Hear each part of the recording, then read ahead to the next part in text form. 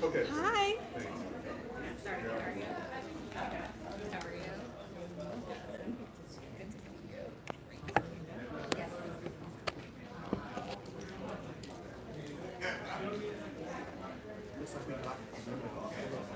Look at us.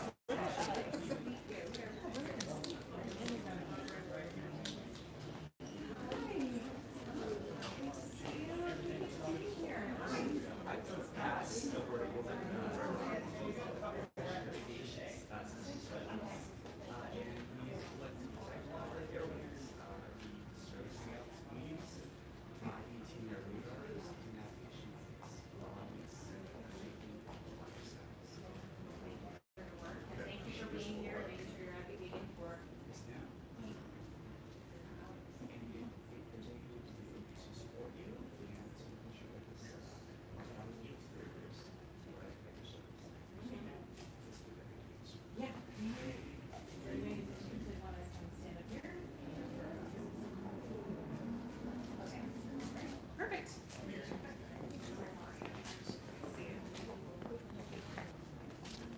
All right, is everyone ready to get started? We're ready.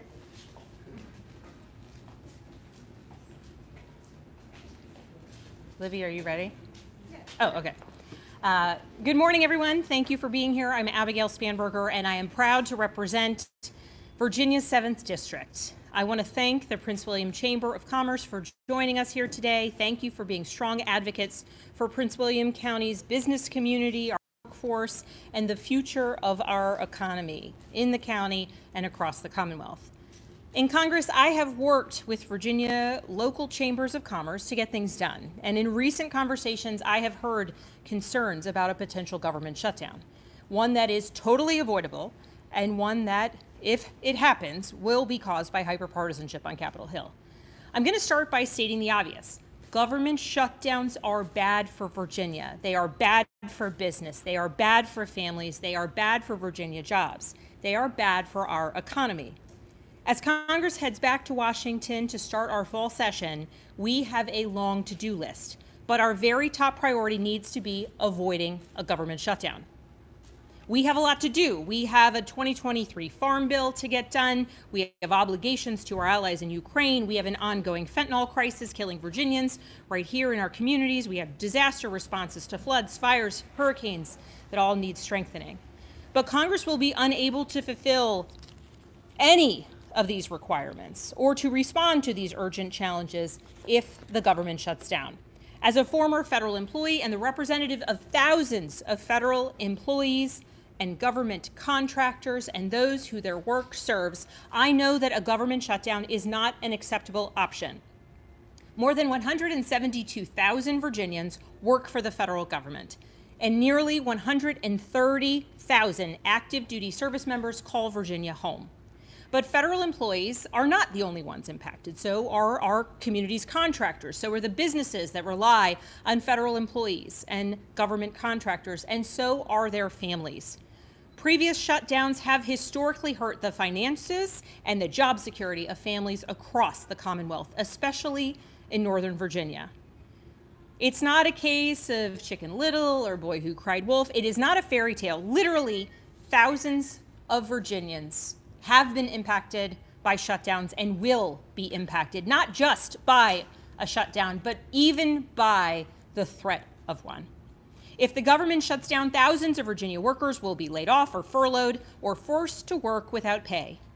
And unfortunately, Prince William County and Northern Virginia know this from experience. In 2019, I was sworn into Congress during the longest government shutdown in history. And during that shutdown, Northern Virginia saw a 186% increase in unemployment. A government shutdown isn't an abstract threat that's a mild inconvenience. For hundreds of thousands of Virginians, it is a threat, it is crippling. Back in 2013, a study found that Virginia was the most economically harmed state during the full federal government shutdown. The most economically harmed state. During that same shutdown, more than 70,000 DoD personnel were furloughed here in Virginia. Those are the men and women who keep our country safe every single day. And a few years later, during the 2018-2019 partial government shutdown, more than 64,000 federal employees here in Virginia felt that same impact. I was sworn into Congress during the middle of that shutdown, and those first weeks I sat down with federal employees and contractors who were impacted. I heard their stories, and importantly, I heard their pain. I witnessed and worked at food banks that opened special hours for federal employees to be able to go get food for the food bank because we did not know when the government would open and when they would get a paycheck. Meanwhile, they were continuing to do their job and their duty and serve the community. I sat down with those who work in our federal penitentiaries, and they were saying that as federal prison guards, they were getting taunted by prisoners because they were going to work every single day, doing their responsibility, keeping communities safe, upholding the safety and security of that federal prison. And they were listening to people say, why are you even here? The government doesn't care about you. And the reality is that families and community members in a government shutdown are so deeply impacted. And when we have the ability to recognize that, in fact, our air traffic controllers who work around the clock to keep our community safe are doing so as essential employees without getting paid, as they work overtime, as they work day in and day out to protect us, that's just shameful. In 2018 and 2019, border security agents were working at the border to keep our communities safe, and they were not getting paid. TSA agents were getting donations of gas cards so that they could go to their jobs to keep our air travel safe.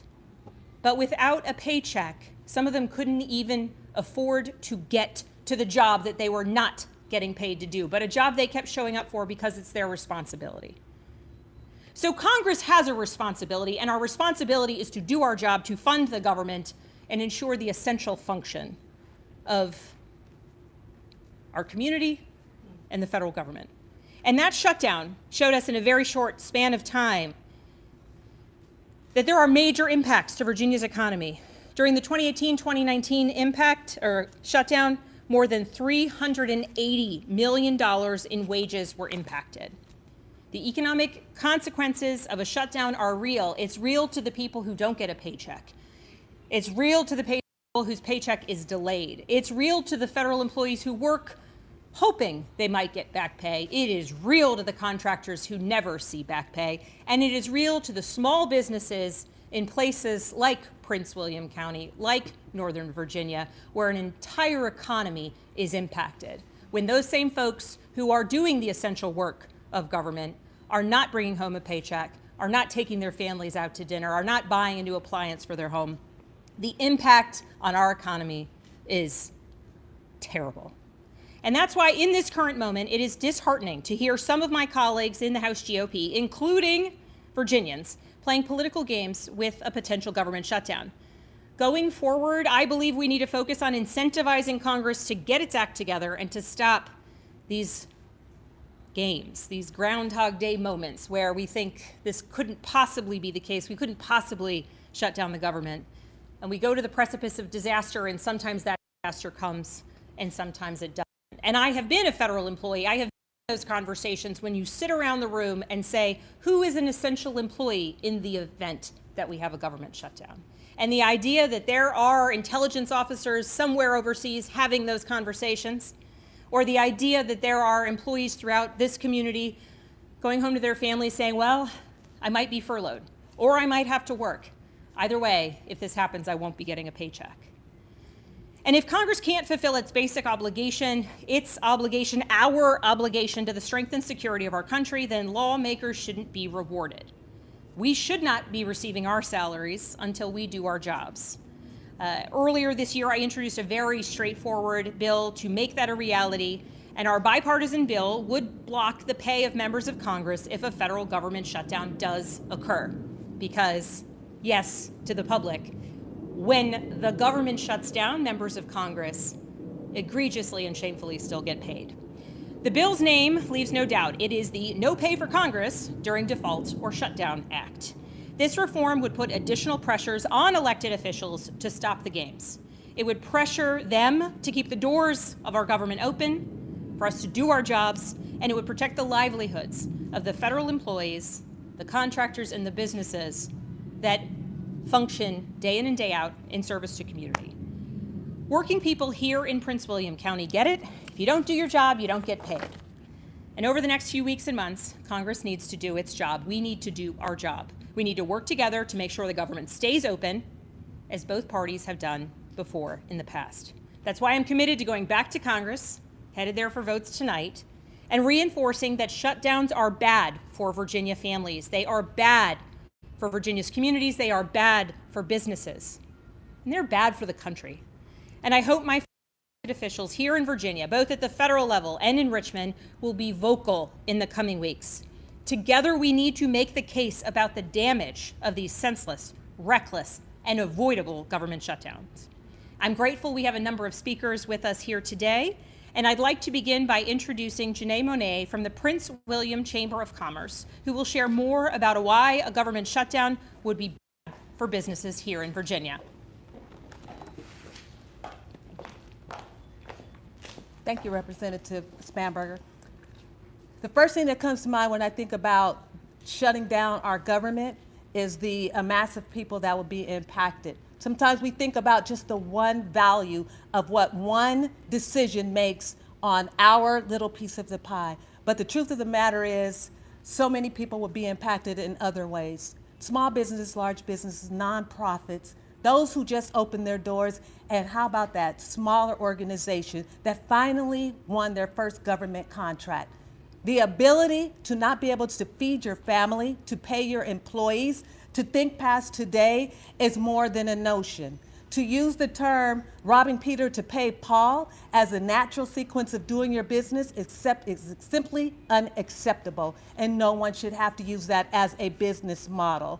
To go into your savings, to sell your homes and products and things that are near and dear to you, to keep your doors open as small businesses is simply unacceptable.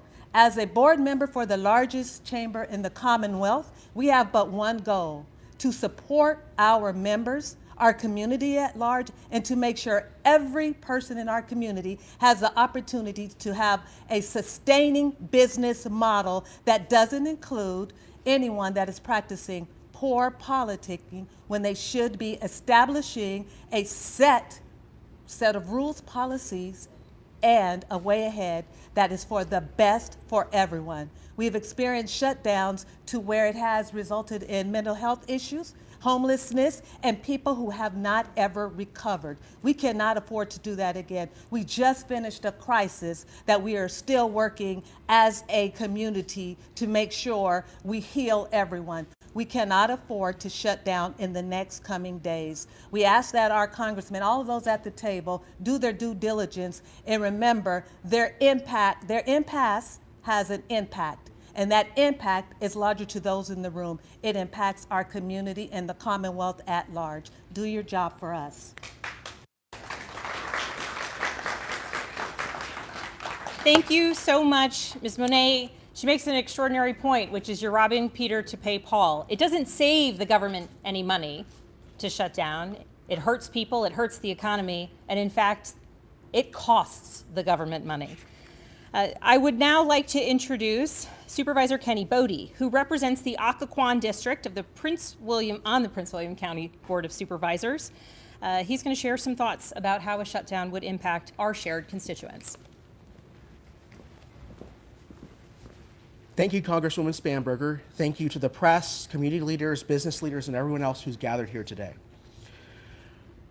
People have to realize that our proximity to the federal government not only makes us, in sometimes, more resilient against financial shocks, but also among the most vulnerable communities when government shutdowns happen, as the Congresswoman said.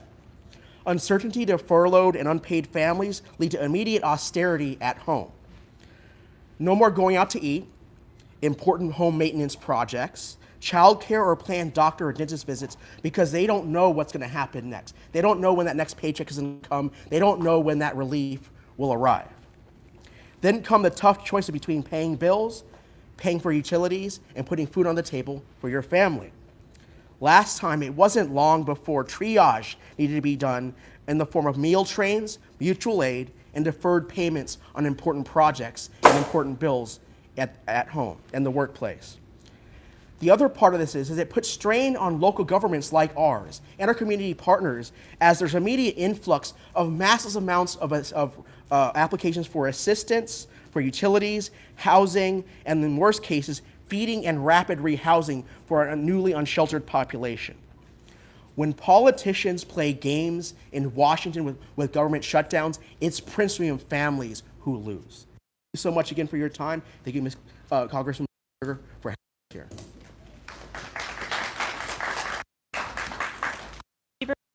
Thank you so much for speaking on behalf of the board of Prince William County.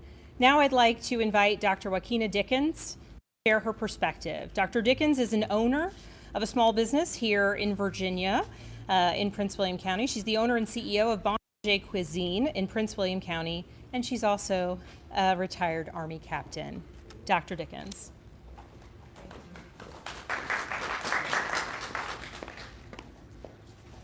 Good morning. Thank you so much for that introduction. Thank you, guests. Thank you, media, for being here to hear our concerns. I have a few points that I want to make, but just to introduce myself, I have been in business with my husband for about 7 years now. We are inside of Epic Food Hall. We own an eatery and a catering business, as well as opening up a cafe soon. So this definitely is an appropriate conversation for us now with our impending opening.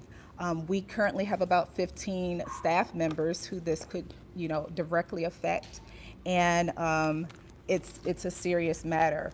So I want to talk about a few points that a potential government shutdown would do for our business. Of course, the obvious reasons would be a loss of income. A decline of sales and revenue would definitely greatly impact us. We are now full-time entrepreneurs. The previous shutdown, we were in corporate America in our full-time jobs, but now we are all in. So this is a little bit scarier, and we were able to support about 10 or 15 families that we made food for, and they personally came to our home and we provided that for them, that support. So we definitely get it. We understand the stress and anxiety of it, and it's time. So that is definitely on the forefront of our minds right now. In addition, it affects us directly because it causes a domino effect. So with us being in the restaurant business, it's not always a priority to go out and eat. So we know that, and it could definitely impact us. So we're just hoping that that doesn't come to that and that it resolves soon, and that it will not affect our staff's livelihood. So with that being said, I'm going to turn it back over. Thank you for the opportunity to speak, and I hope you guys have a great day. Thank you. Dr. Dickens, thank you for speaking on behalf of not only small business owners, but the people that they employ throughout Prince William and throughout the 7th District. I now would like to introduce Mariah Bailey, who serves as CEO of Black American Market, which focuses on growing the local economy and supporting young entrepreneurs in Prince William County. She is also a veteran of the U.S. Army.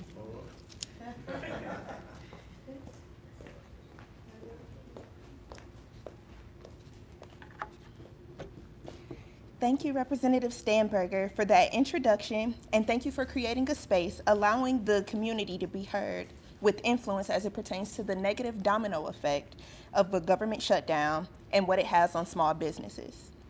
In the DMV specifically, where most residents are military service members, government employees, or government contractors, and or entrepreneurs, I would like to add the great relevant points the previous speakers have made by highlighting 3 major points addressing the declination a government shutdown will have, which simultaneously would be contradicting to the advancement of the economy, claiming to attempt to rebuild. These highlighted points are the continuity of operations for small business owners who heavily depend on the constant patronizing of their businesses to survive, the jobs small businesses provide, and the economic post-pandemic recovery that we're still climbing a steep mountain to achieve.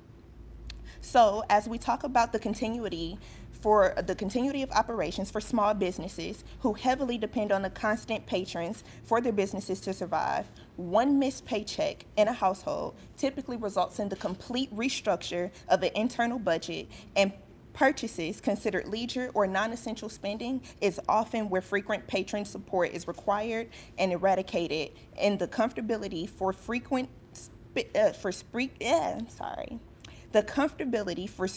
spending for these small businesses come to a halt.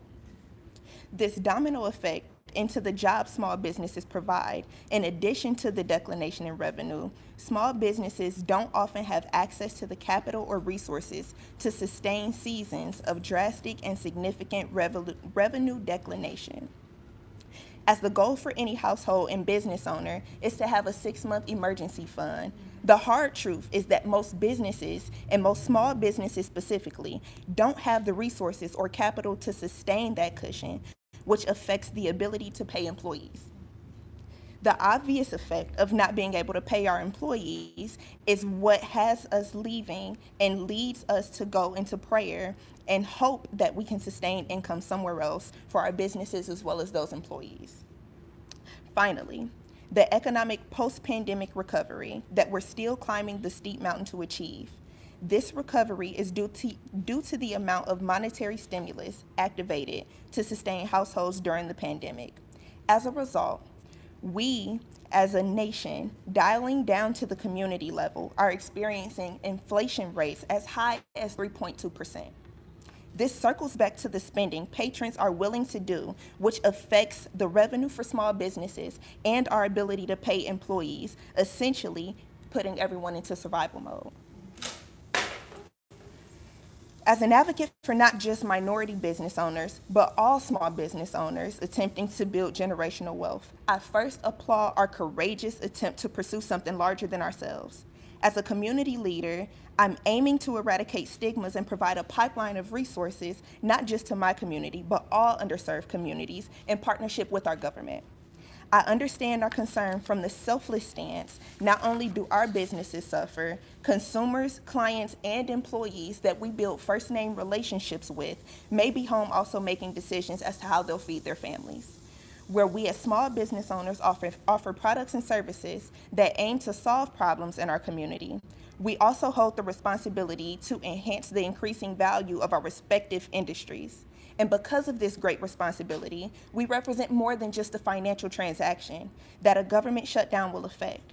I appreciate this opportunity to stand in the gap as advocates and liaisons between the government and the demographics of the communities that we serve. Thanks for the opportunity to speak. Thank you.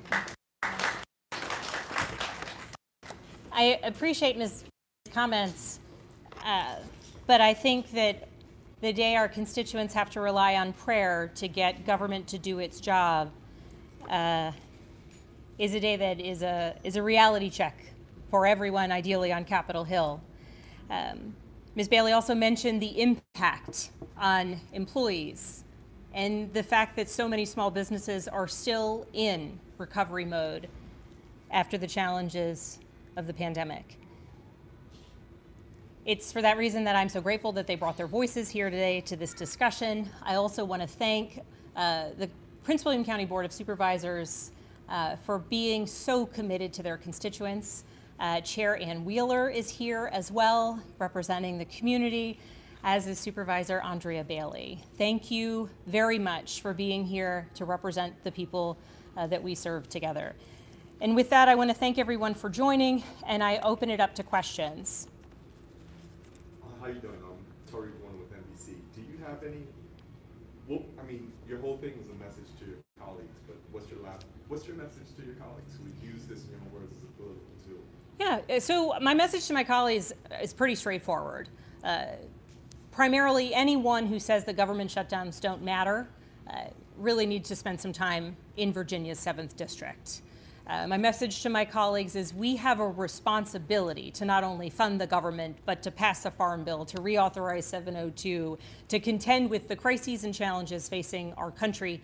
And when some people are willing to use the potential of a government shutdown as a bargaining tool or a chip in some game of trying to get what they want or extract something from the speaker. That's playing with people's lives, and people and our economy and small business owners and federal contractors and federal employees should not be pawns in that game or in their negotiations. And then importantly, I want to remind my colleagues that we have seen on Capitol Hill, the Senate has now passed 12 appropriations bills out of their committees with bipartisan support. So it isn't that we don't know how to fund the government or how to bring bipartisan consensus out of Congress in order to push forward appropriations bills. But it's a question of whether my House colleagues are going to pursue the same focus on governance and recognition that there are bipartisan ways to fund the government. The Senate has demonstrated they're willing to do it, and we need to join them in that. One more question. The legislation Yeah. you propose for Congressmen and women to not be paid, That's should right. there be a government shutdown? What's your support on that? So that's bipartisan legislation. I introduced similar legislation back in 2019 when I entered Congress in the longest government shutdown. I made a personal choice at that point in time to administratively have my paycheck held as an effort to try and demonstrate some level of understanding about what it is that my constituents were feeling. When we saw and experienced the same sort of gamesmanship around dealing with the potential for a default, then we revised the legislation to ensure that it was focused on not just traditional shutdowns, but also shutdowns caused by defaults. It's bipartisan, and I welcome any of my colleagues to join the legislation in the coming days as talks or threats of a potential shutdown become more serious. But I thank my colleague, Brian Fitzpatrick, a Republican from Pennsylvania, for being my co-lead on that.